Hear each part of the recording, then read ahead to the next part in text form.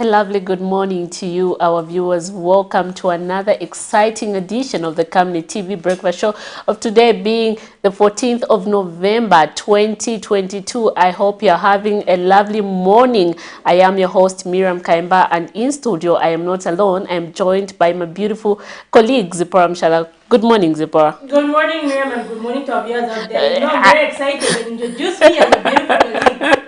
I knew. I could see the smile, I could see the smile. I was like, what is the boy smiling about? But anyway, it's a lovely morning. How is your morning so far? Oh, it's good. Yeah, I think I love the rain season and all that, but I'm sure our viewers may have missed you for the past 1 week. Exactly. They didn't know where you were. Maybe you can just tell our viewers where you were. Okay, so basically, Zipporah, I was in Mazabuka district in Nega doing some stories, stories concerning teenage pregnancy and early marriages in Naloma village, where they have, it has been discovered that, or rather established that in that particular chiefdom, there are a lot of cases, an increase in numbers of teenage pregnancies and also early marriages. People are getting married as young as 14, others 10. I was shocked. The other story I did of a girl who was recently defiled, she was only 12 years old and she was already pregnant. So those were kind of the stories that I did on the ground, and other issues. And quite interesting, Zipporah, the way the community received me there. It was lovely, despite all these other challenges that I witnessed out there. But those are some of the stories that I have continued bringing out so that our viewers out there can, just get to know what exactly was happening on the ground. Quite a sad situation there. Yeah. I hope to see improvement. So that since you have actually made the thing, you brought the thing to light, and so stakeholders have seen there. Exactly. And I hope that they will actually put remedial measures. Exactly, and not forgetting, Zipporah, we also did see an organization called Concerned Citizen for Justice who have been on several occasions advocating for such kind of things and coming on board, Zipporah, after they retrieve these girls from early marriages and reintegrate them back into school, and also support them on other essential items that they might need. Books, talk of uniforms, talk of school bags, and so on. Yeah. Anyway, quite interesting there, Miriam, and I'm sure our viewers are looking forward to those stories. But just now, Miriam, today we're expecting a very interesting topic. We're going to be talking about the 10.5% salary increment for civil servants. We've seen a lot of debate from different stakeholders, with some saying, or maybe challenging government. Why did they increase salaries by 1,500 kwacha? As promised, just last week we saw Chimba Kambuli, a PF member, Patriotic Front member, who was actually saying or alleging that they're actually scared of creating inflation because of the IMF package and all those other accusations. But anyway, our phone lines are going to be open when we begin this topic, and so you can call in and give us your views or leave us messages. On Facebook, what is your take on the 10.5% salary increment? And we're going to be joined by the Civil Servants and Allied Workers Union, Sawu Zambia Secretary General, Mr. Makai to help us discuss the topic. But just now, it's time for a little exercise before we start our day. As you know, exercise is important to keep ourselves healthy, so do join us in this morning boost.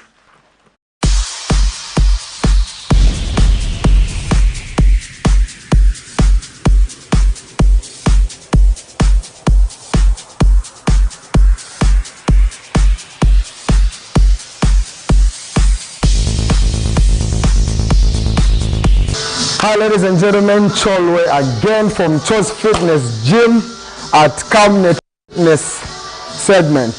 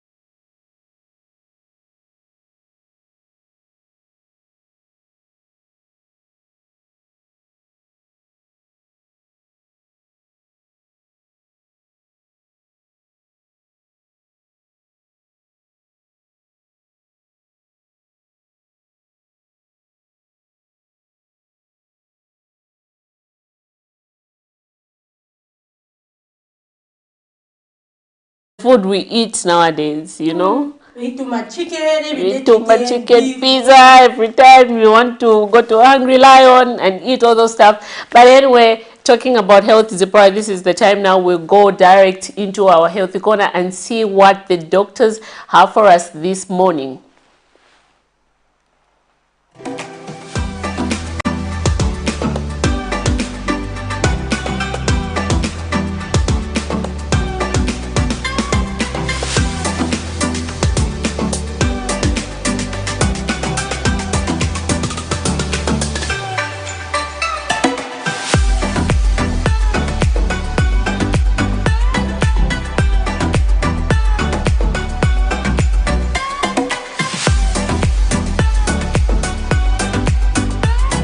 Good morning, everyone. This is Dr. Marie Mukandila. I'm talking to you on oral health awareness.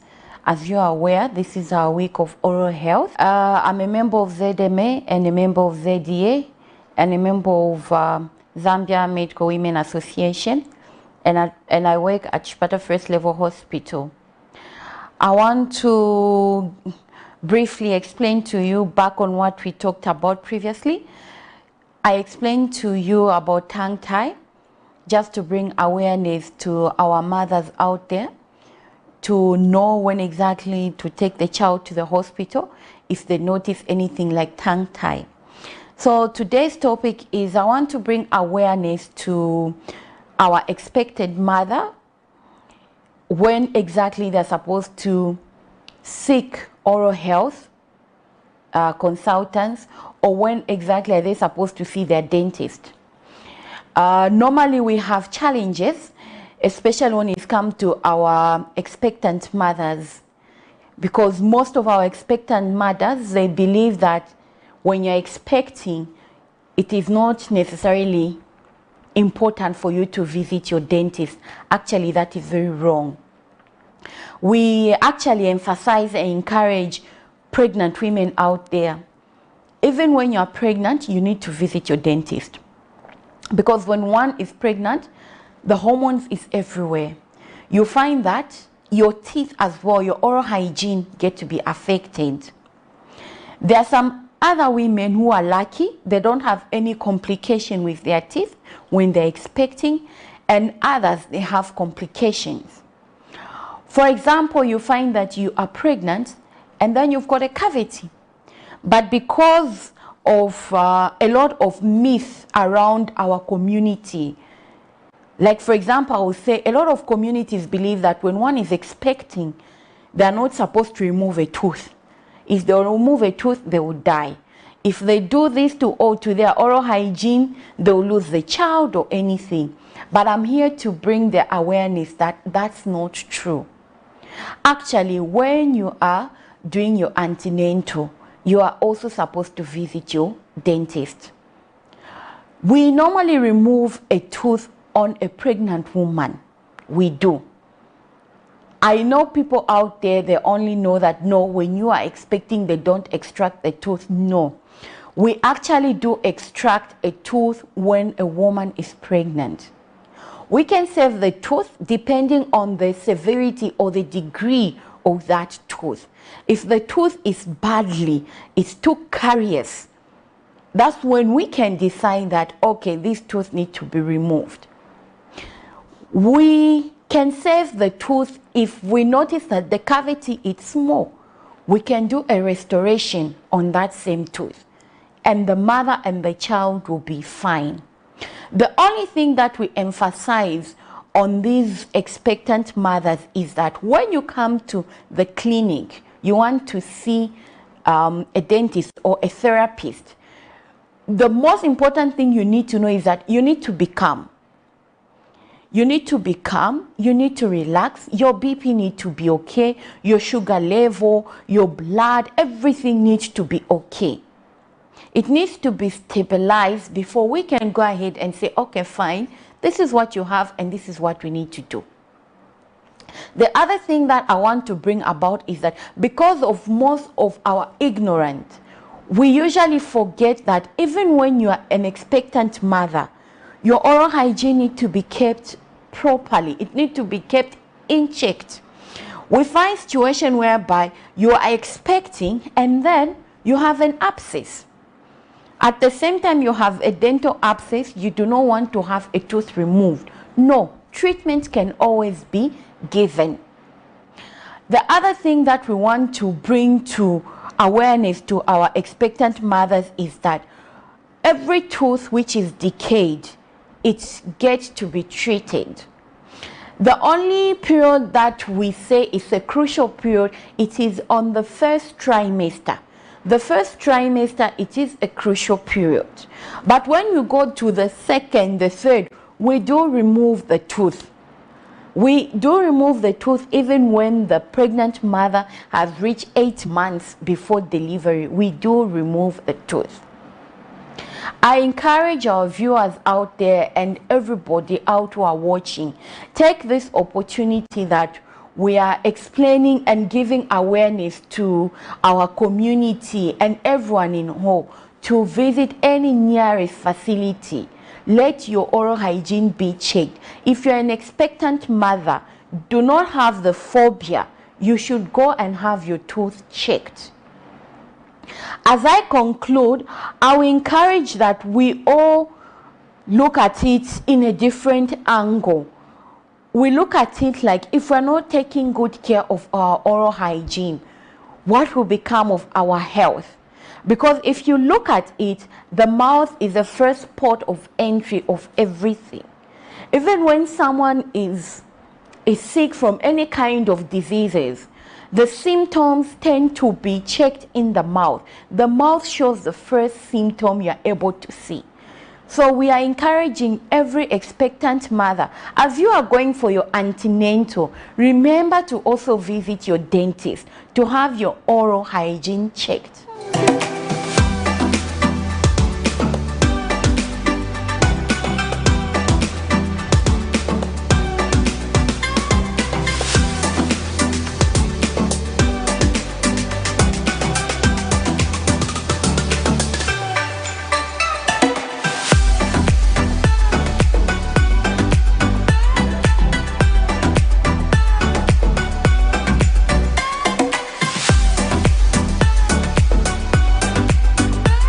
Quite interesting there, all the way from the doctors bringing us nothing but the best on those healthy tips.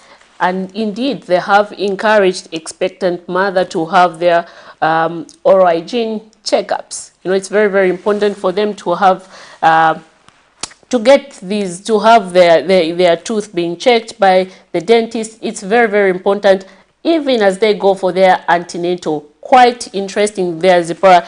She did mention about a lot of myths there. You know, people say, no, if the doctors remove your tooth, you're going to have complication when giving birth. Quite interesting. We have heard these kind of stories in the compounds. Quite interesting. Your views on what you think about that? That's what I was also thinking, Miriam, saying like what scientific evidence is behind what we believe. But you find that you've got so many beliefs. If this happens, if you remove your tooth, then you won't give birth properly, your baby will die. But what connection is there? Like, do you know how the veins are connected? Which veins are connected to which? Is it that the tooth is connected to the womb? You know, like there's need for that scientific evidence. So that's these myths which people have. But of course, we've heard from the doctor that you only have to get your advice from a certified medical practitioner to actually get the truth. Yeah, exactly. Yeah, and just now we move on to the money market so that we can know how the kwacha is faring against major convertibles. So we have the Great British Pound, which is buying at 19 kwacha 13 way, selling at 19 kwacha 51 way. The United States dollar, which is buying at 16 kwacha 24 way, selling at 16 kwacha 56 way. The euro, which is buying at 16 kwacha 74 way, selling at 17 kwacha 7 way.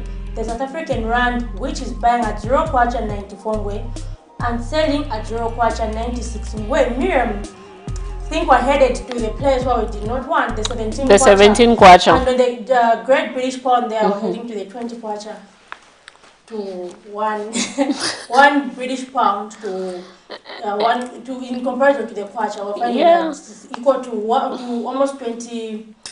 It's almost going to 20 kwacha there. Yeah, quite. And you know, last week I was talking to Katamanda saying we had some maybe predictions from economic analysts such as Lurinda Habazoka, who said by December we expect, they said they expect the kwacha to have dropped to 10 kwacha, but we are 1 month away from December. Does it look like the kwacha is going to drop? So to 10 we kwacha. pray for a miracle. To 10 kwacha. We pray for a miracle. To 10 kwacha. To 10 kwacha. Indeed, we pray for a miracle, Zipporah. We do pray for a miracle. We do pray for a miracle. So that those, but we don't want to see again it going to becoming an adult where it surpasses, it goes to 18 kwacha now to, we see it's now going to 23 again. We don't want to see. If we can maintain on the 16, well and good. And also we would also want to see a reflection in the price of the commodities, in as much as we are looking also, Zipporah, at the increment of salaries for civil servant also, this should be able to supplement or reflect, how things are currently at the moment, because commodities are very high. So this is, anyway, it's a very, very good move for me. I must say that government has do consider to increase civil servants' salaries. This is a very, very progressive move. Looking at the current situation that we are in, commodities prices are quite high. And this is a very sad situation that we don't want to see ourselves further, because imagine, Zipporah, you're getting, let's say 3,000, a 3.5, because civil servants have been, made fun of getting 3.5. 3.4. 3.4, So, and then you have the prices of commodities being as high as, they can't even explain. You need to pay rentals, you need to pay other bills, children's school fees, and stuff like that. And where's if in university, yes, we know quite all right there's free education, but then there's also need to buy books for your people, for your children. You need to buy school bags, you need to buy shoes, stockings, all those kind of things. Yeah. So it's very, very important that we have this. Definitely, I'm sure we're going to even hear from the civil servants and Allied Workers Union as they tell us whether they feel the 10.5 move is sustainable, and really what are the expectations for the future. And just a reminder to our viewers that you can actually sponsor the money market as well as the health corner that we just played. So you can get visibility for your brands by sponsoring the two segments. Just not at an affordable rate. At a very, very affordable rate. So exactly. You can call us, or maybe just come here physically and hear the deals that we have for you. And just now we have, we're just going to take a look at zooming the headlines, the stories that made headlines yesterday before we move into our discussion with the guests. So yesterday, Miriam, we saw a story from Lusaka West, which is under Chilanga constituency. So there's this place with Zesco pylons. And so there's a company there that's actually conducting stone quarrying. They're quarrying stones, but you find that while they're digging around the pylons, putting them in danger of falling. So the residents, they also expressed concern, stating that if this continues, these pylons will fall, there will be a danger to lives, someone will get electrocuted. And then the area will be in a blackout, which will also affect businesses that depend on electricity. So really there's been this concern saying, of course, we are welcoming investors, but really who gave them maybe permission to do those things? License. Public property, because that amounts to vandalism of public property. Exactly. For them to start to actually, go ahead and start doing that, they have some powers. They should have obtained some permit, license, to conduct all those things. The question should be who gave them, and when they were being given, didn't they do didn't they assess the environment, An environmental assessment. So it's quite sad. If we're going to, yes, we're not denying the fact that we need to have more investors, but in as much as they come in, how are they conducting their business? Are they bringing a danger to society, to the citizens around? So these are the questions. That, these companies are never willing to talk, so we decided to go inside there.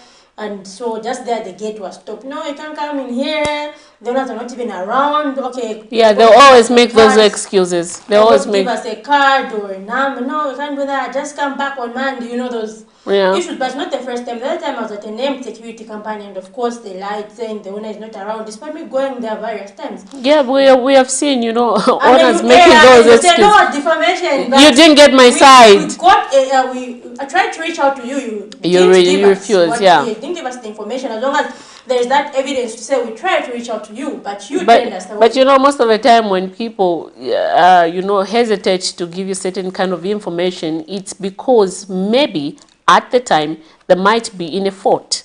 So, you know, they don't want to come out clean and say, okay, yes, I admit I was wrong. They have to say who gave me Who gave me this? person, and Exactly. the ministry, I was given permission, here's the permission. Because now they know that you're going to follow it up as a journalist and say, okay, this ministry or whoever, why did you give permission to this person to conduct its activity here? Because they've been blasting. Ma'am, you can imagine now with that situation there, they're going to destroy those pylons in no time. Anyway, let's get direct into playing that story, and we'll join us in the... And do join us just after this story. Environmental degradation has been a source of worry in Zambia for stakeholders, as activities such as mining and stone quarrying have been taking place on questionable areas. This is the case of this part of Lusaka West under Chilanga constituency, where trenches have allegedly been created by a stone quarrying company identified as Yap Stone Quarrying Limited, less than 20 meters from Zesco pylons, further creating a danger of them falling.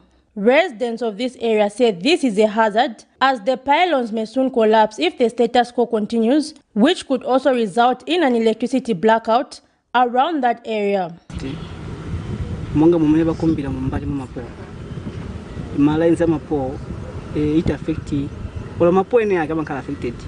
Chifo chakuti akabwera agwa kuzapezeka kuti bantu malazo peza balibe.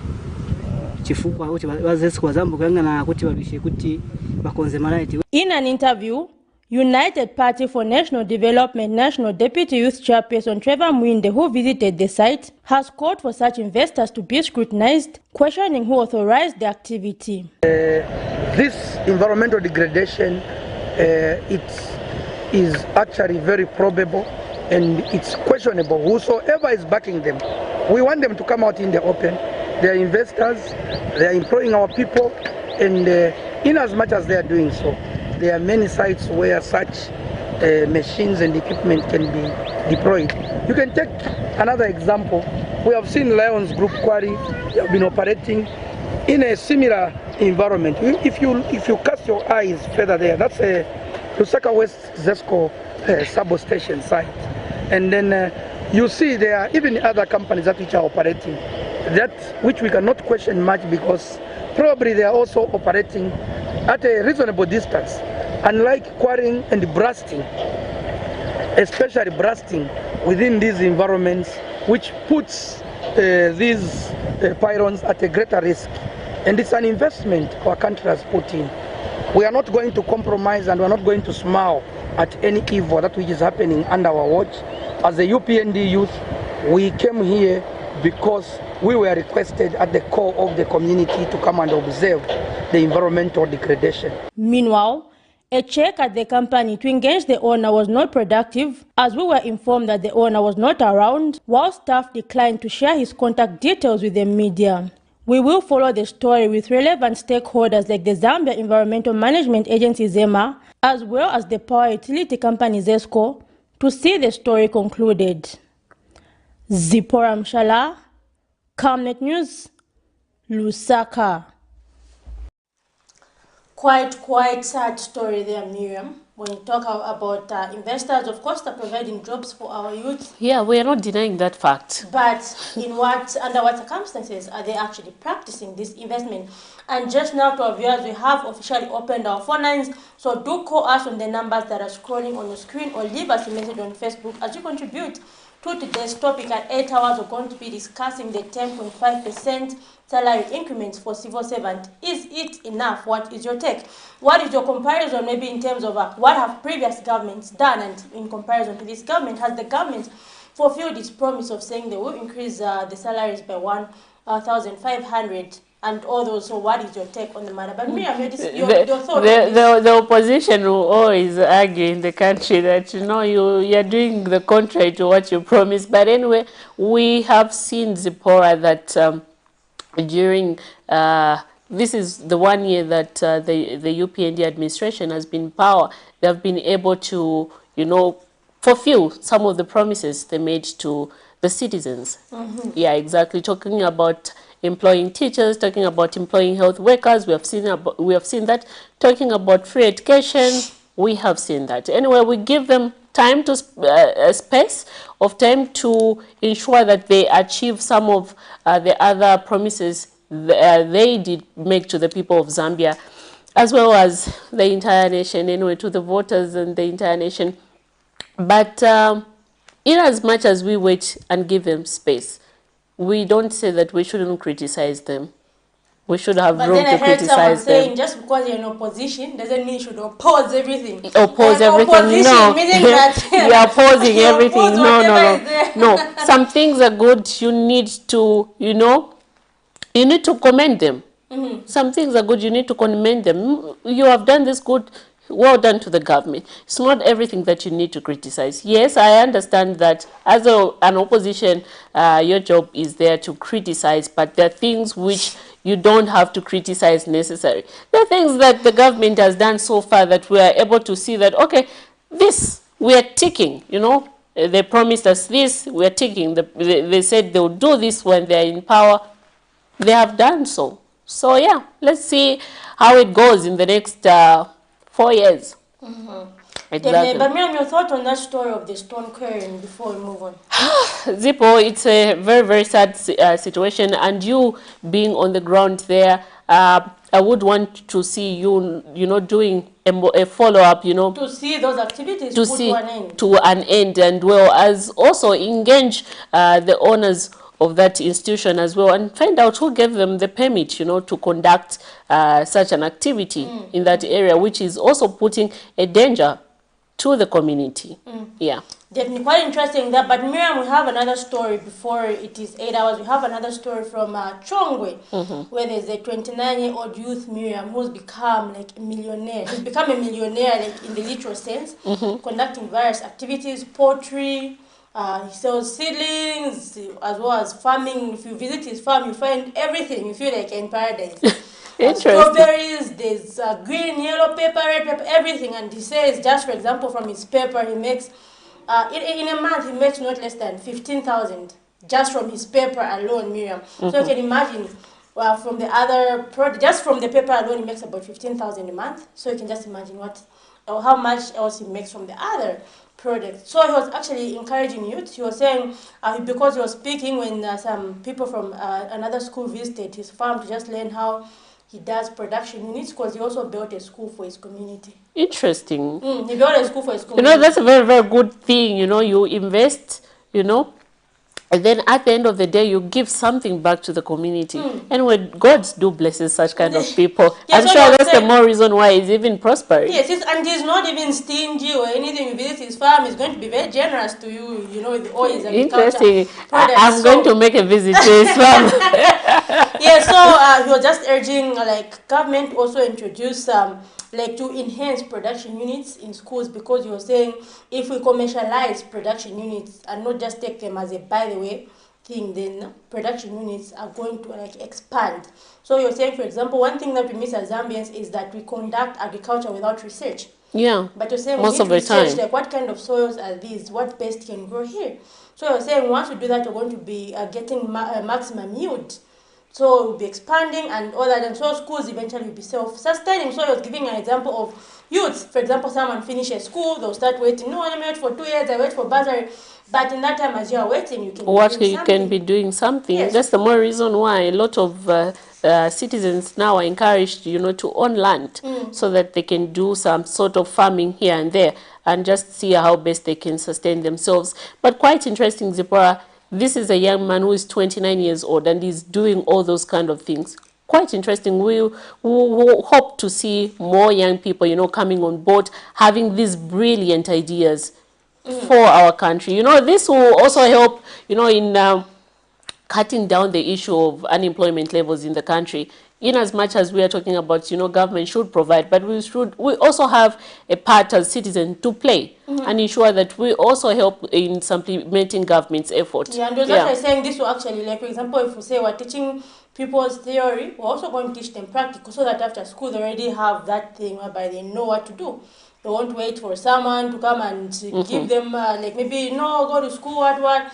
Even as they go to school, they already know that I've been doing this all my life. Once I finish, I'll just continue. Yeah. Meaning that they won't start looking for jobs. Exactly. So it's actually a good thing. Let's Let's see this 29-year-old man who is doing so brilliant.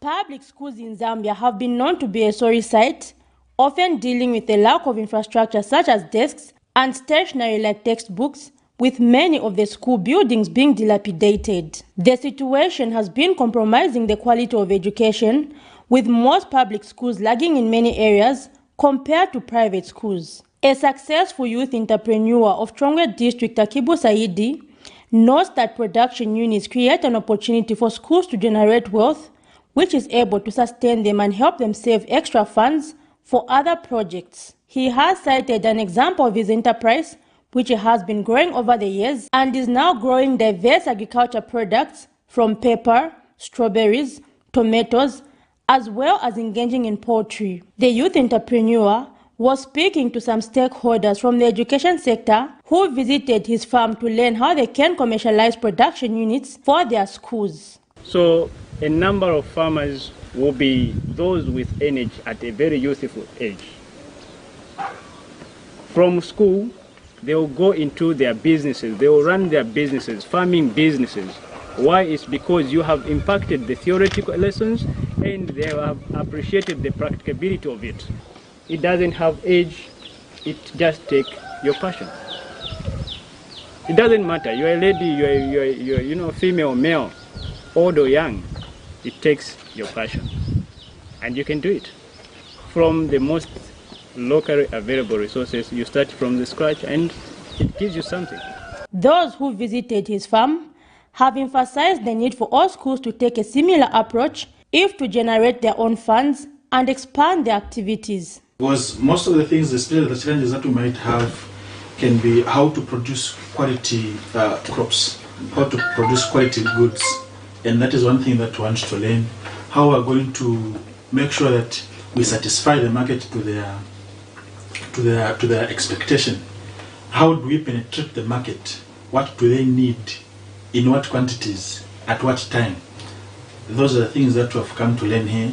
So that as we learn, we put our heads together so that we also share with our friends also in our district to say, under production unit, this can be achieved. It's not something that is just a rhetoric story, but it can be achieved and it can be done. How do you commercialize the school production unit, or as how to commercialize the school production unit? And the second one, to enhance the working culture, our working culture. How do you do it? How many workers do you have here? And how do you do it? How do you operate? Apart from agriculture, the youth entrepreneur adds that he has been able to construct a school for his community, urging other youths to take similar steps. Zipporah Mshala, Camnet News, Lusaka. Thank you so much for staying tuned to the Camnet TV breakfast show. Zipporah, that was quite interesting story that you did for the young man who is only 29 years old, and we hope to see more. But anyway, before we call our guest this morning on the show, we have one more story to play, Zipporah.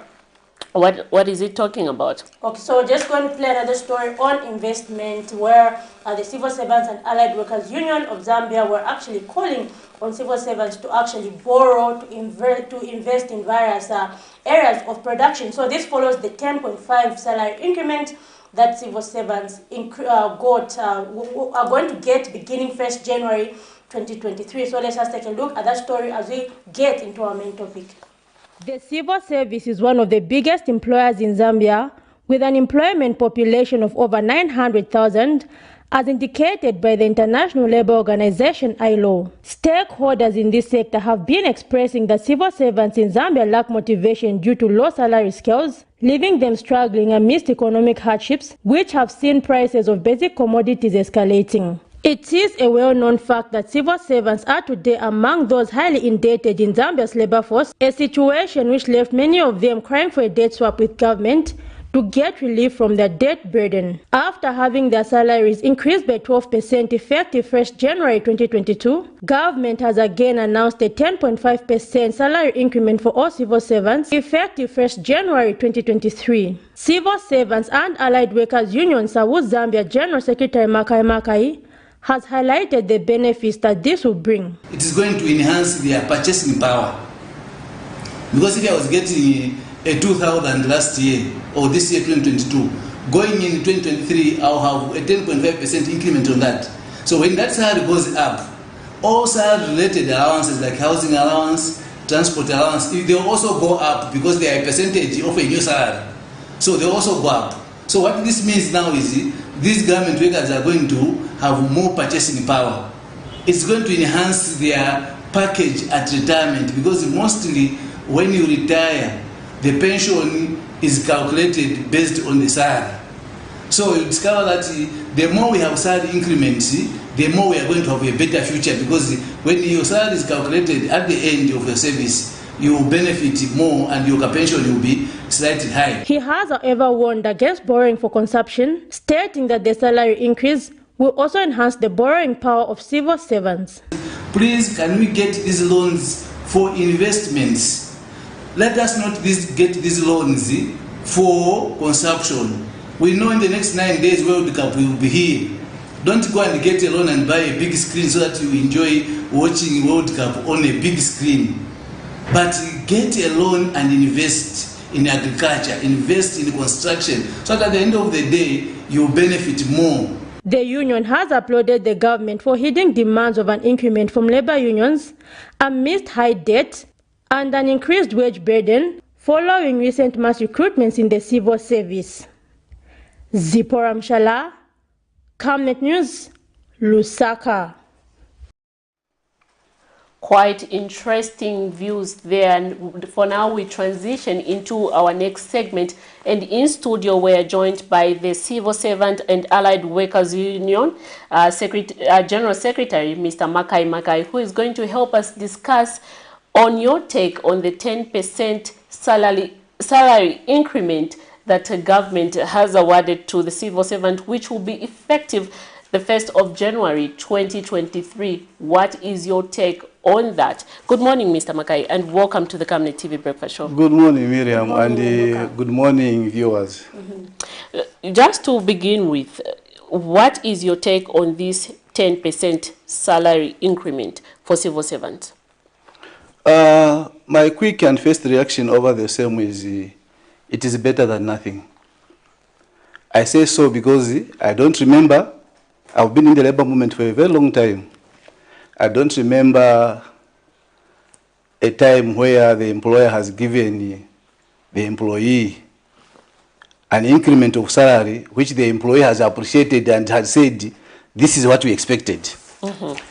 Unions go on the bargaining table with the demands. They can go with a 100% salary increment as a demand.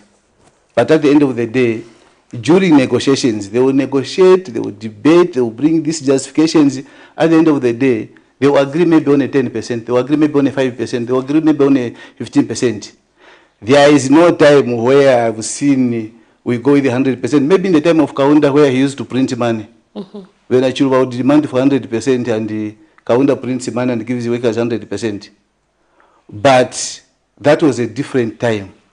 Starting from the Chiluba time itself, mm-hmm. when we went back to multi-party politics, up to the time of Hakainde Hichilema.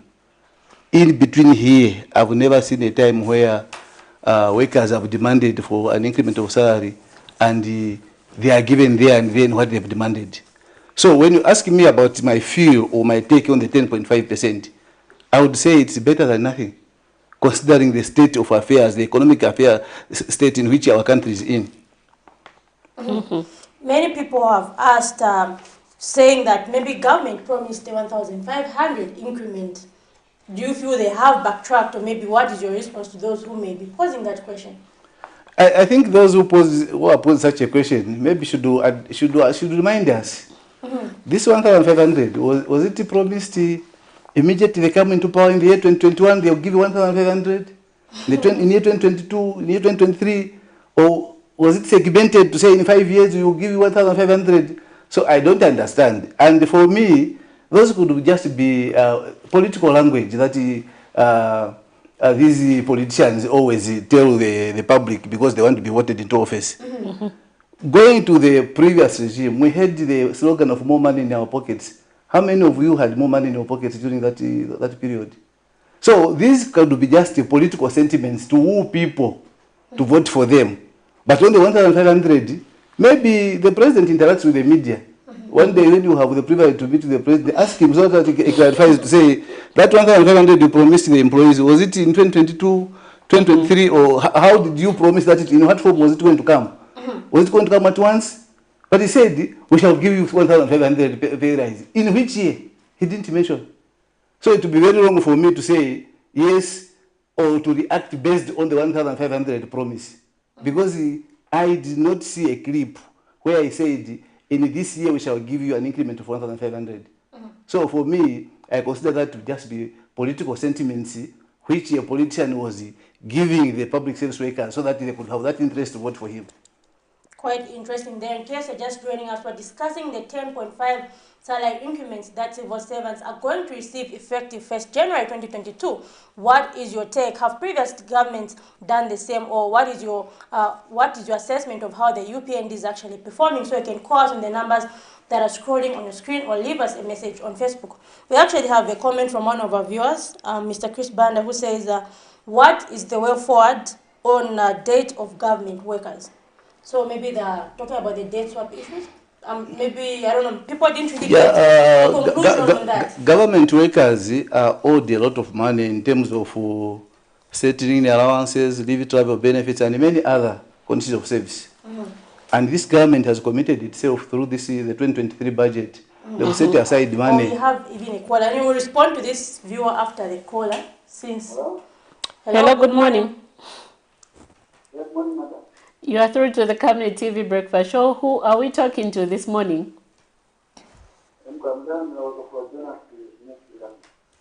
Okay, kuti mwatweva ko contribution yenu. Contribution yangu ndafanya implement ya mapiko seven. Emkwai. Ili unosana kwa implement ya mapiko seven. Sana bidana wa president wale wa mapiko seven. Wale wa kaunta. Mambo tulero mbamo na ikiwa ikiwa minor. Akiwatia watu wa watu wakiandia. Antapo minor kuna kile chura ikopa leo. Hapo chama na ikwe. Watu wamesha kuishi. Kwa wajirani la komana wakana. Hawa ni kama kipote. Akiwa tunapata sio wangi wa kipote. Yesi wangi wa kipote. Hadi kwa minor sio tofauti. Hapana mfumo kwa kipote. Ndio watu na watu ndio mtu. Kwa hiyo chance la yesi ndio monde kamba kwa watu kwa ndani. At least na kule trend ya guru amini. Amani ni sawa president. Wangu na hizo. Watu wangu wa mama. Kwa watu wengi hapa. The government has system. Ndio bomba winoza. Ndio na kwa wale kwa mama. Utapata ongeza kwa mtiki ni kwenda Okay. Okay, maybe you can respond to the area contribution from our viewer there, as well as just adding on to what he said. This call, I'm sure the message should have been directed to the Ministry of Mines. Yeah, to respond to that, exactly, to respond to that. Or to Mine Workers Union of Zambia, or the unions in the mining sector. Yeah. However, we collaborate, and I think our colleagues are there listening, and they will take up that challenge. I was saying that government workers are owed a lot of emoluments over the years, and it is one of the issues, or one of the demands that came on the bargaining table in the 10 years we were engaging government for better condition of service. So government has assured us that there is an allocation in the 2023 budget for dismantling of debt. That debt which is going to be dismantled is not just foreign debt or debt owed from the banks But even the government workers, there is a part or there's a component in that allocation which you will see a lot of workers be paid their monies. Some of them went on leave, they came back, they worked. Some they've gone 2-3 times on leave, they've not been worked. Some of them, they've been employed for the past 10 years, 15 years, but they've not been settled. Because when you talk about settling in allowance, that is money meant to be given to you at the time you get employed, or at the time you are transferred from one place to the other place. That money is meant to help you settle down in the new environment where you have been sent by government. But these workers have just been transferred like that, they've not been paid that money. So it has become a debt on the part of government towards the workers. So we have been assured, and if you see the collective agreement which we have signed for 2023 on that issue, it says the government is committed to dismantle the debt that it owes the public service workers. So they'll be paid. Now, some of the people would be claiming or saying that there's nothing to celebrate about this 10.5% salary increment, because it will only caution the impact of electricity and fuel hike for civil servants and not ordinary Zambians. So what's your take on that? I don't know what method they've used to come to that conclusion. Because the civil servants are citizens of this country and taking care of a lot of other citizens. Civil servants, on the average, in their homes, they are keeping not less than 8 to 8 people, relatives. Okay, just hold your thought there, Mr. Makai. We have a caller. Hello, good morning. Camnet TV. Good morning. Kindly tell us. Good morning, Camnet TV. Good morning. Kindly tell us your name, where you're calling us from, and go ahead with the contribution. I'm calling from Lusaka. This is General Secretary number 12 for the Biomedical Union of Zambia. Okay, it's good to know that you're watching. Kindly give us your contribution. I just want to contribute on the part of the 10.5%. First thing to begin with and to note as labor movement is that when doing collective bargaining, there is no loser, there is no winner.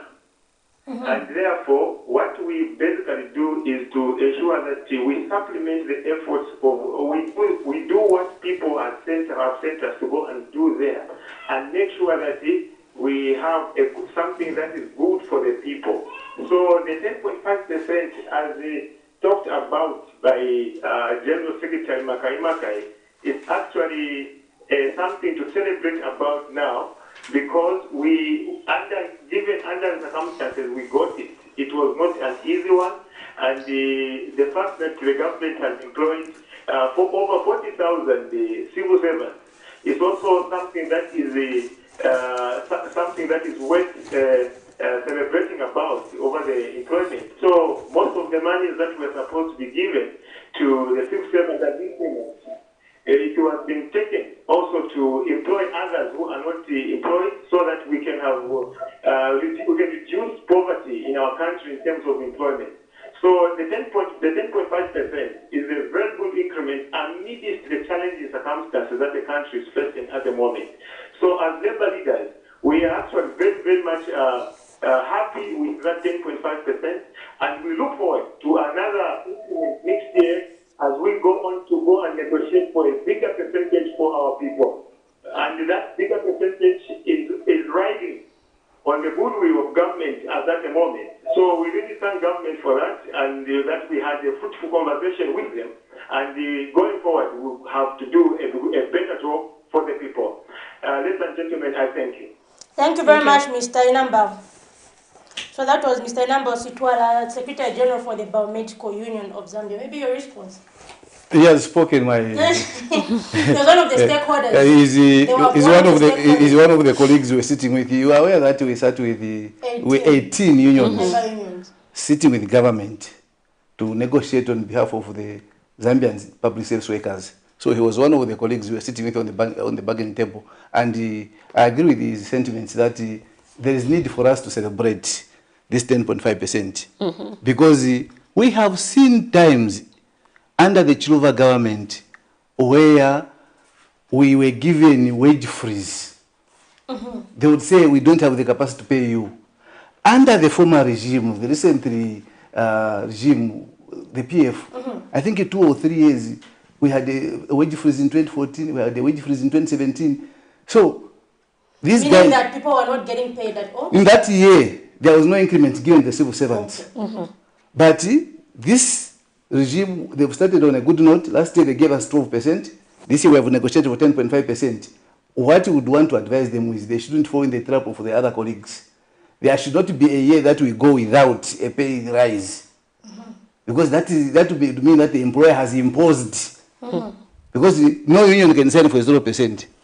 So if the government calls you for negotiations and tells you that you have come in to tell you that we are not going to give you anything, it doesn't make sense. So we want to advise and warn these colleagues in power now that they shouldn't do what their colleagues did in the past, where they would impose a wage freeze. But so far, so good. Last year, 12%, this year, 10.5%. We can justify that 10.5%. Like my colleague was saying, Comrade Stwala, that in this same year of 2022, more than 40,000 public service workers have been employed. How has that benefited the civil servants themselves? One, workload has reduced because where there was 1 nurse, there are 3 nurses now. So workload has reduced. 2, how has it benefited the citizens? Service delivery is now quickened. If I was taking 1 hour to see a doctor, maybe I will now take 30 minutes to see a doctor. So all those are the positives. And to say that ordinary citizens have not benefited, then you don't have eyes to see. You don't have eyes to see because one, the employment of these public service workers is going to give service to the ordinary citizens who go to these clinics, who take their children to these schools. So that is a service already seen. 2, these employees of government, when they are given a pay rise, they will be motivated. They will be motivated and they will be more efficient in delivering their responsibilities. Thirdly, these public service workers have got families. Which families are Zambian citizens who are benefiting from this pay rise? If I had a nephew, if I have a nephew or a niece, from this pay rise, I'm able to walk into a bank, borrow something, and empower my nephew to start a small business. Is that not a benefit? So to say that the ordinary Zambian citizens have not benefited, I don't know how they would want the Zambian citizens to benefit. They let them come and justify to say, what we wanted from this pay rise is the Zambian citizens supposed to... Are they workers for them to benefit directly? They are not workers. Those who are not government workers, but they are Zambian citizens who are working in quasi-institutions, who have increments. There are Zambian workers who are working in the private. Like yourselves, you are Zambian, you are workers. And Camnet TV at some point might give you an increment of salaries. So for them to say what has been given to the civil servants is not going to benefit the ordinary citizens, I think that's just being political. Quite interesting there. Just now take a look at a story where Patriotic Front member Chimba Kambwili was actually criticizing the 10.5 salary increment, stating that the PF had done better. So let's just take a look at that story and do stay tuned in. And I was very shocked that somebody has written a UPND cadre that no, the PF in their 10 years were only increasing salaries by 4%. Let's have the facts correct. When PF came into office, and I was Labour Minister, I sat down with President Michael Sata and then Finance Minister Alexander Chikwanda and said, look, the level of the salaries of the civil servants were too low for people to survive. We decided to increase the salaries of the civil servants by a maximum of 150% and the lowest of about 100%. What we did was the lowest paid employees were increased by about 100%. Then the lowest paid employees were increased by 150%. Then the highest paid we increased by about 100%. And the pay rise for the civil servant jumped by 3 times what we had found. And obviously, during the subsequent years, it was okay to increase small, because we had already given them enough salary to sustain themselves. Quite interesting there. Those were divergent views on the 10.5 salary increment by the UPND. Maybe Mr. Maka, you can just give us a quick reaction to what we just heard there. Thank you very much, Zipora. I just want to correct Honorable Shibakambwili on that one.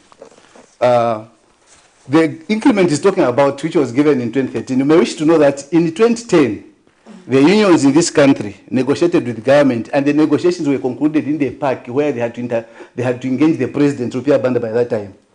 So it was agreed that the civil servants were going to be given 25%, 15% in 2010, and 10% in 2011. So in 2011, when the PF came to power, they found that there was already a running collective agreement, and therefore they didn't have negotiations. But 2012, when we had the first interaction with the PF government, what we did was a continuation of what the MMD started. In 2010, there was a salaries review commission, which was constituted by President Rupia Banda, which was headed by Professor Muyonda Mwanalushi. The salaries review commission went around the country to collect views on how, why there are so many discrepancies in the salaries of the public service workers. And now in 2012, when we met with the PF government, they were acting on the report of Muyonda Mwanalushi Salaries Review Commission, which was constituted by President Rupia Banda of the MMD. Now the PF in 2012 came to act on that, and on that one I want to appreciate them. Anything which is good, which was done by your predecessors, as you come into power, implement it. So there should not be political on this issue. When we came into 2012, we agreed on 7 principles. In the past, there were different salary scales. Education, we getting their own salary scales. Health, their own salary scales. General civil service salary scales. In education, there was ESS salary scale. Minister of Health, MSS. General civil service, GSS. But the recommendations from the Professor Muyonda Mwanawashi's Salaries Review Commission were that we should have a graded salary increase and we should harmonize salaries. For instance, if you are an accountant under Minister of Finance and an accountant under Minister of Community Development, your qualifications are the same and you are doing the same job. Why should you be paid differently? So we had the approach of equal pay for equal work and graded salary increase. And now the PF government, working with the unions in 2012, we agreed to adopt that report. And that's why we phased out these different salary scales and came up with what is currently running, the single spine salary structure, which starts from A going upwards. And we harmonized all the salaries and agreed on the equal pay for equal work. Today, a cook at UTH gets the same salary with a cook at Kamala Secondary School. An electrician under Minister of Works and Supply or Minister of Logistics gets the same money with the electrician at Minister of Education, because they've got the same qualification and they do the same job. So people should be paid for the jobs, not the qualifications. So the PF government implemented that. And what happened therefore is, there was a graded salary increase. The lowest years were given 156%, whilst the highest, who were in Minister of Health, were given 4%, not 150%. So he's saying that let's put records straight. I want to advise the Honorable that even him, let him put the record straight. The lowest were given 156, the highest were paid 4%. And that's why we even introduced the health shift differential allowance, so that we could cushion those who got 4%. So it was an implementation of a program which was started by the MMD, and that was goodwill from government. So let us put these things correct. From that graded salary increase and shifting of salary scales, what was the highest percentage which you got from them in the 10 years? Because that was done in 2013. In the subsequent years, what did you get? 3 wage freezes, 4%, 8%. So that's why the UPND should learn from the failures of the APF. They started well, they implemented a good thing, which the MMD started. But they didn't continue on that good thing. They started changing. They gave people an increment of salary, a salary increment of 8%, but they said the allowances are not going to be touched. They are not going to move with the salary. So all those were against, again, the conditions and the principles, which we agreed. However, what we want to say is the 10.5% is making sense in the current economic environment in which we are living. Quite interesting there. I hope our viewers are following, and please keep engaged in the conversation by calling us on the numbers that are scrolling on your screen or leaving us a message on Facebook. Now, Mr. Makai, previously we've also heard sentiment saying in comparison to other countries like South Africa, civil servants in Zambia are not well paid. Is that true? Or maybe just giving an example of the current of the recent census recruitment exercise, where we saw some civil servants actually trying to find their way into the system when they've been told not to do so. What does that say about the current salaries in Zambia? You see, you can only compare two same things. If you compare two different things, it will be very difficult to get positive results. If you compare the salaries for workers in Zambia and the salaries for workers in South Africa, let's first start comparing from the economy. How is the economic performance of South Africa compared to the economic performance of Zambia? Because if we are saying the salaries here are pathetic, it's because our economy is pathetic. The government, who is the employer, is not able to pay. The resource envelope is not there. The resource envelope is constrained. That's why even us, when we go on the bargaining table, previously we used to have unionists who could bang the table. Militants, yes, that is our making as unions. We should be militant. But today, apart from being militant, we go on the bargaining table with the facts.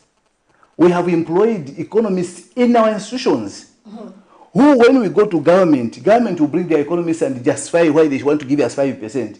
And we shall bring our economists to argue on our behalf to say, but we can still get 10% from this economy. So previously, people just used to bang tables and threaten strikes and lockouts. Today, we negotiate with exchange of minds and facts. So when we say 10.5% for now is okay, it's because we are convinced that from this economy, we can get a 10.5%. So these issues of comparisons, yes, we can compare. It is right to compare so that we learn good things from our colleagues and aspire to do the good things that our colleagues are doing. So it goes now to government to make sure that they put in place strategies which are going to uplift the economy from the current position to improve the economy. And if the economy is improved, we would expect to see civil servants or public service workers benefiting from that, the good performance of the economy through good salary increments. We are coming from a background where in the previous regime, I remember the MMD, there was a minister who could say, for a civil servant, drinking tea for a civil servant is luxury. We had such ministers in this country. 3,400 issues on Facebook. On Facebook being mocked. So and people mock civil servants, say 3,400. That 3,400 has educated people. That 3,400 has taken people to university. So people should not laugh at the civil servants. What people should appreciate, because we are the engine of development. We are the engine of government.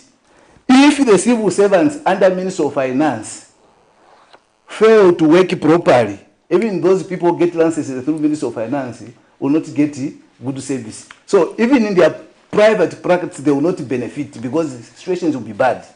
So people should learn to appreciate civil servants. We are doing a great thing for this country, and what they should do is to encourage us, not to mock us or laugh at us to say, what is 10.5%, what is what? But themselves, what are they doing for their workers? If we went to the private sector, if we went to the political parties of this country, political parties have got employees also. Let's go and see the condition of service of their employees. So that we can come here and say now, their workers are being paid enough money, they are enjoying, and they are now able to laugh at the civil servants. Because these political parties have employees, these churches have got employees. So as they condemn us, as they laugh at us because of our meager salaries, can we also go, you the media, take that challenge, go and visit their employees, go and see their collective agreements, go and see their pay slips to see if they are paying better than the government. We know that some of the banks pay far much less than what government is paying. So they should not be looking at us, but they should appreciate and support us that we are patriotic citizens. Because for us to accept the 10.5%, it's because we are patriotic. Otherwise, we would have said we can't get this, we are going on a strike, what. But what was that going to benefit the country? So the most important thing is we have agreed with government to say for now, looking at the resource envelope, what we can get from that after serious engagement is a 10.5%. which will also accrue to the salary-related conditions of service, like housing allowance, it will go up, transport allowance will go up, rural hardship it will go up, remote hardship will go around. So all those allowances, which are a percentage of the salary, when the salary is adjusted upwards, they will also automatically be adjusted upwards. You spoke about the 10.5%, looking at the current economic affairs being a fair thing to the civil servant. But don't you think this will be overtaken by the high cost of living? That is what usually happens. You remember, was it 2018? We were talking about the subsidies. And immediately we agreed on a pay rise, subsidies were removed, and the prices went up. So even now, one of the justifications or arguments we have been putting on the table was that government, you are reviewing fuel every month. So immediately this 10.5% is going to be increased, and the war in Russia and Ukraine doesn't stop. You continue increasing the fuel, which means that to have got an effect on the transport for the workers. So these are issues which are real. They do happen, but there's nothing you can do about it because you cannot foresee what will come tomorrow. What you are able to see is how is the economy today, and within this economy, what can we get from that? So it is very important. So the people, we talked about the people were saying that the ordinary civil servants are not going to benefit. They are going to benefit as our relatives, but also government has come up with measures. In the CDF of 2023, they have increased from 25.7 to 28.3.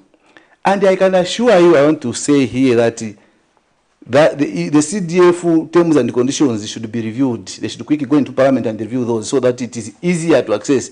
And if that is done and properly implemented with the proper monitoring, the CDF will turn around this country in terms of development. The ordinary citizens, those people are saying, are going to benefit, and they've started benefiting from CDF.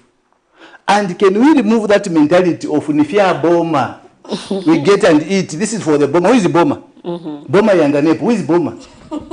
It is you. So when you have been given this money, can you put it into good use? Multiply it, invest it so that you pay back if it is a loan, so that your neighbor will also borrow from that. You have been given this money to build a school, and you are a local contractor, have been given this contract. Can you perform to the expectations of the people so that you build a classroom which you will live for a long time? You will put up desks which your children and your children's children are going to sit on. So it calls for the mindset change of the citizens of this country.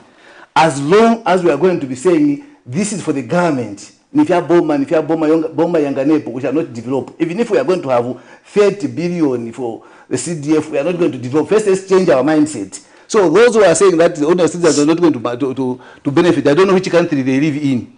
Because me who lives in Zambia, I know that this year CDF was pushed from 1.6 to 25.7. And I'm aware that this budget which our honorable members of parliament are going to approve before December, it has been given 28.3%, 28.3 billion, which is going to be money enough to go to the rural areas of this country and change. I was happy I saw what was happening in Kanchivia. They are putting up a CDB, they've bought Magreda, they've done what? That is how CDF should work. Not to get CDF and you want to make cultural dances. How are they going to produce?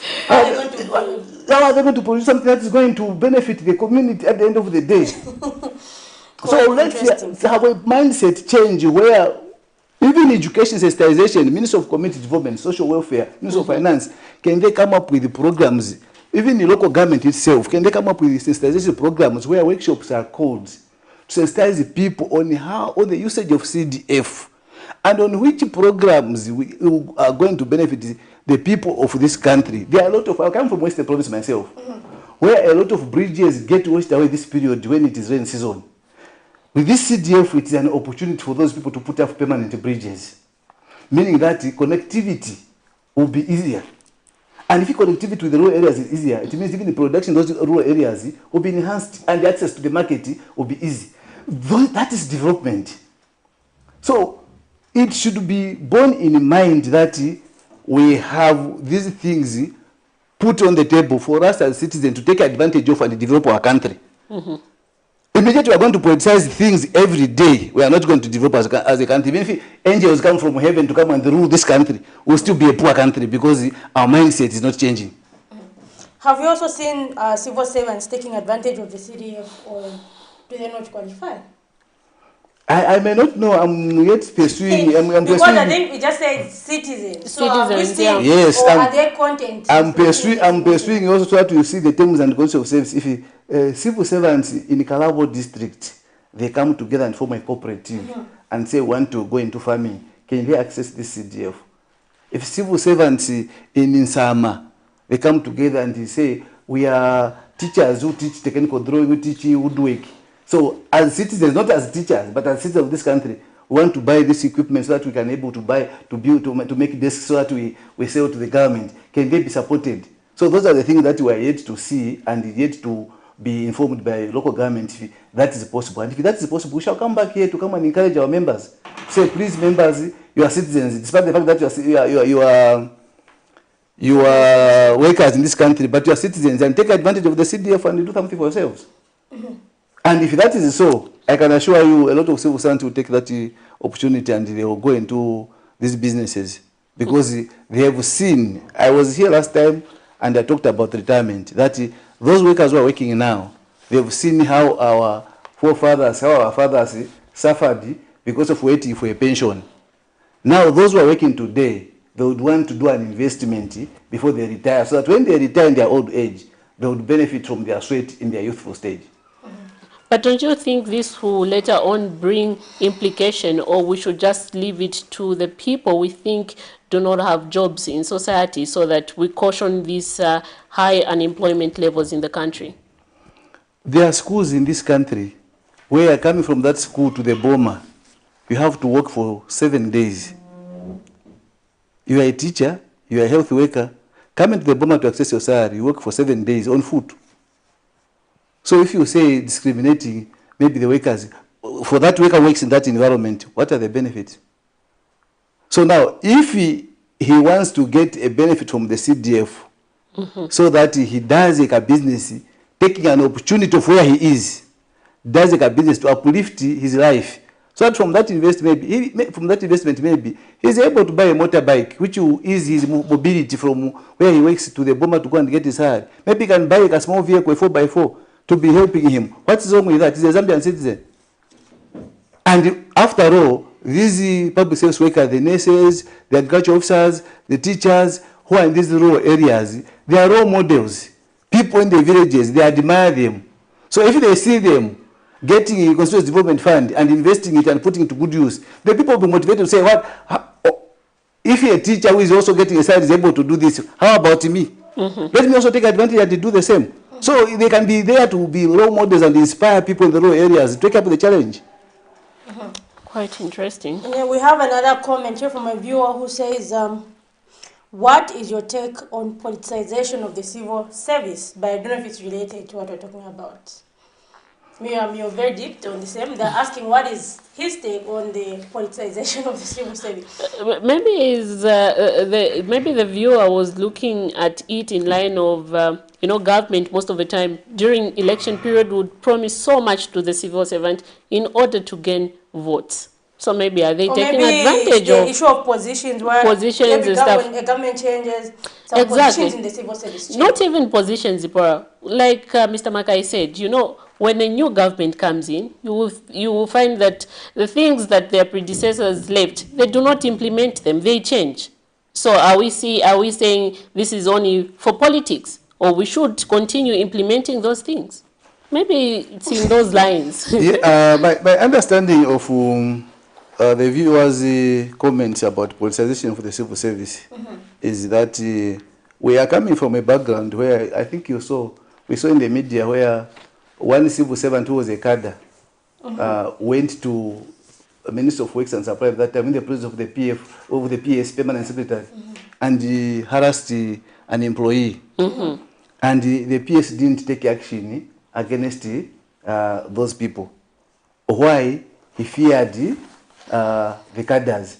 Secondly, maybe even himself as a PS was a cadre, and he supported that. So that is politicization of the civil service, where people do not want to separate between politics and the civil service.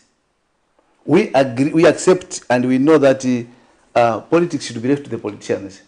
That's why there's a political head in the ministry who is the minister, but there's a civil servant who is the permanent secretary. But what we have seen is all the governments, the UDON inclusive, they would appoint those people who were dancing for them and singing for them and clapping for them when they were campaigning, and they pick them to come and be permanent secretaries. Those are cadres. And that's not helping in depoliticizing the civil service, because this permanent secretary will be in that office knowing that I did not come here on merit. I came here because of political affiliation. And that is what we are talking about. Can African countries, Zambia inclusive, can we start separating politics from civil service?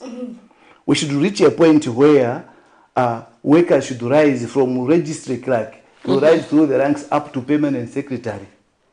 You understand the civil service operations. And there are a few, 1 or 2, 3 PSs in the current regime who were even PSs in the PF regime, but there are still PSs now who are career civil servants. They were promoted from director to permanent secretary.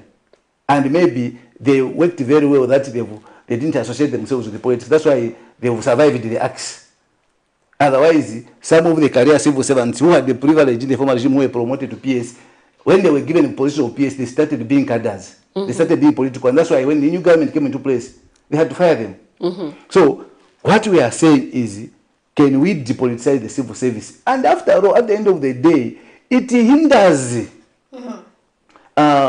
progress and development, because when people come to your office as a PS cadre, as a cadre PS, people come to your office and you know that these people have come here are from the opposition. How are you going to treat them? You're not going to treat them well. No, because what will come into your head is this opposition. You will not look at them as the citizens of the country who need a service from the government. But if you are in that office as a career civil servant and you've risen to the position of permanent secretary, every citizen who would come to the office, you will look at them. The face you will see is the face of a Zambian. But these political PSs, they are there in those offices. They will just see Abanla PF, they made us suffer when we were in the opposition, they can't listen to them. But they are citizens. So it is important to depoliticize.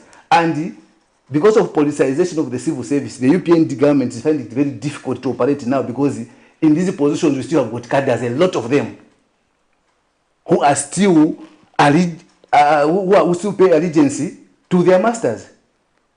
So that is dangerous for a country.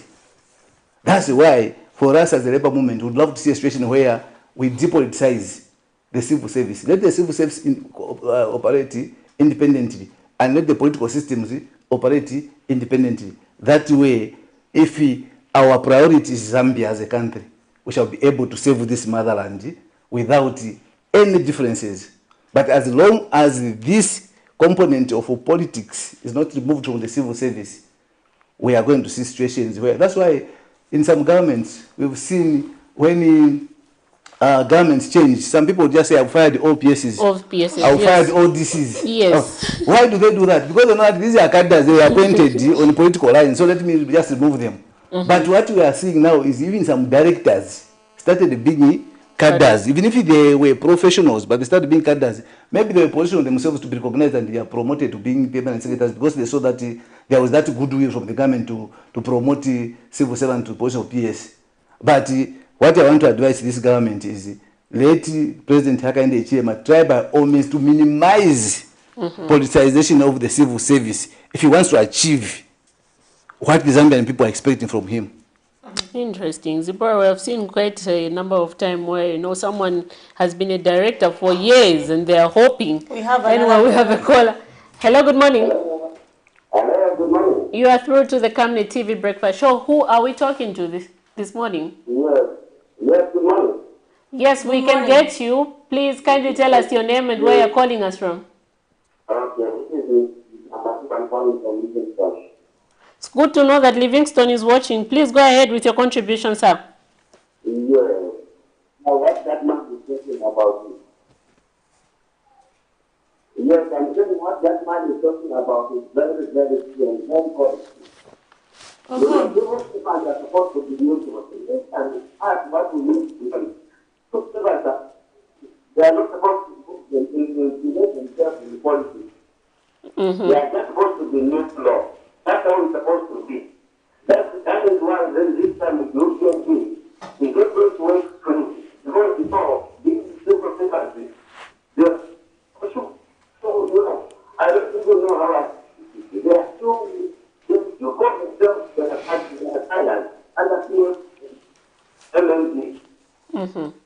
Yeah. So I think what is the case supposed to do? It's possible to flag nearly everybody, and those who are too loud to their political party. Yeah. Before you go, sir, what's your take on the 10.5% salary increment for civil servants? So, What's your take on the 10.5% salary increment for civil servants? What's your take before you go? that's okay. It's okay. Okay, thank you so much. Please, you're welcome. I think we couldn't really hear the last part. But he said it was just okay, and he was also agreeing to your earlier statement where you said that civil servants should be professional and we should not politicize it. We have seen a situation where someone has been a director for 20 years. They are waiting for this promotion to be promoted as a PS, and then only to see someone from the political party being placed there, Walk Chipani being placed there. You see, that shows again, you're not motivating civil servants to work extremely hard, because they are hoping for a promotion at the end of the day, but you give it to someone else. Maybe maybe just give a response to the caller and also your concluding remarks. Yes, I want to thank the observation of the caller over the civil service. And this one I want to repeat. It's a very mammoth task for the president to clean the civil service. For me, I've been a professional civil servant and I've been a professional trade unionist. But what I can comfortably say is the current civil service is highly politicized. The unfortunate part is to fire a civil servant, there are procedures and procedures to follow. That's why it may take long. And also, we saw a situation where people were retired in national interest. Maybe that is as a result of the government observing that these people are very political. So maybe the only thing is to do is maybe let's retire them. If there was a way of coming up with ways and means and procedures where these civil servants will become political and there's evidence they can be dealt with there and then, so that the civil service is cleaned. We would want to see a situation where the civil service is non-partisan. We are privileged to be in government offices to give a service to Zambians, not to political parties. Political parties come and go. They come and find these same civil servants in these offices. And we have got security of tenure. We have got, unless you misbehave, you will be there until you retire. So why would you want to take sides and be a politician? If you want to be a politician, leave and go on the political ground.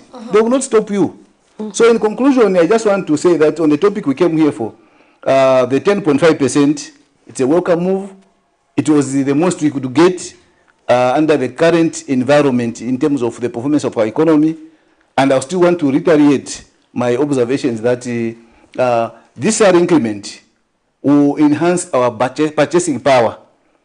The 500, the 400, the 600, the 700, which is going to come on top of the salary, will be able to buy 2-3 bags of mini meal, meaning that we are going to spend another day with the food in our homes. So it's going to give us more purchasing power. 2, it is going to enhance our borrowing power. If you want to borrow and invest for our future, the amount of loan I could get with the 3,000 is not the same with the 3,500 as basic salary. So I am going to get more money when I walk into the bank and borrow to invest for the future of my children and for my future in my old age. So for now, this what has been gotten is a good thing, and we look forward to get more as the economy stabilizes. There are serious pronouncements from government that the economy will stabilize. They put in place a lot of measures. We are patiently looking for that. We do not want to have a situation like we had during the HIPIC completion point. During the HIPIC, the labor movement, we helped Jubilee Zambia. We were fighting for Zambia to be declared to reach HIPIC completion point. And when we reached that point, the politicians U-turned and started, of course, we saw some development here and there, but the civil servant was not properly treated. We want to see during this regime, as we gain or as we attain economic stability, we want to see now meaningful salary offers where we can even get 25%, 20%, because that will correlate to the performance of the economy. So I think that's what we are looking forward to. But for now, we are happy and we are going to sing praises and encourage government to make sure that they do more next time. A winning horse is encouraged when we are almost reaching the final line. So we are going to encourage government to make sure that they continue giving the workers good salaries and good working conditions of service. Quite interesting. That was a very interesting topic that we had today, and thank you to our viewers who joined us via call and those who left us messages on Facebook. We were discussing the 10.5 salary increment for civil servants as well as other issues in the civil service pertaining to depoliticization. Miriam? Thank you so much. This is where we come to the end of our breakfast show this morning. But please do join me, Miriam Kaimba and Zipporah Mshala tomorrow morning, the same time. It's bye-bye and God bless.